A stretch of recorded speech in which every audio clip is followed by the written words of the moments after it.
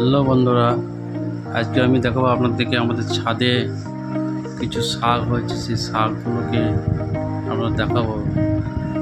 এই শাক ছাদে লাগাইছি, ছাদে সেরকম হয়নি, জমি মতো কী হবে, জমি মতো হয়নি। দেখুন শাক হয়েছে, পালং শাক আছে, শাক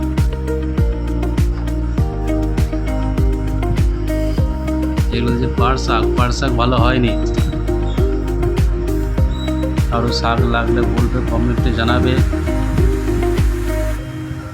এটা দেখতে পাচ্ছেন ড্রাগন ফল গাছ, ড্রাগন ফল। তারপর দেখছি লেবু, কাগজি লেবু গাছ, লেবু ধরেছে প্রচুর। কারো লেবু লাগলে বলে কমেন্টে জানাবে।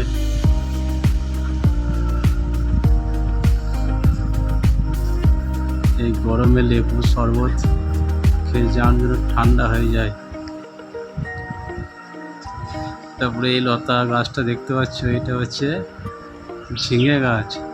ঝিঙে ফুল ধরেছে, ঝিঙেও হচ্ছে অল্প, বাড়িতেই খাওয়া দাওয়া হচ্ছে।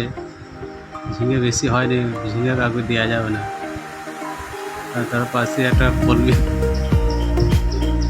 গাছ হয়েছে, কলমি শাক খাওয়া ভালো এখন। আর এই পুঙ্কা শাক হচ্ছে বাড়িতে খাওয়া হচ্ছে, বাড়িতেই খাওয়া হচ্ছে।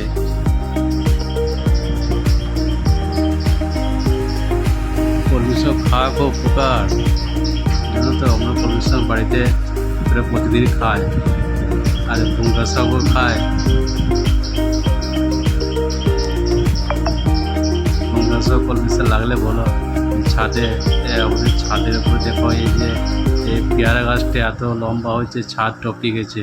একটা আম গাছও হয়েছে, সেই আম গাছটা ছাদ টপকে গেছে। আর পেয়ারা ধরেছে, পেয়ারা হাত বাড়িয়ে পারা যাবে পেয়ারা পাকলে।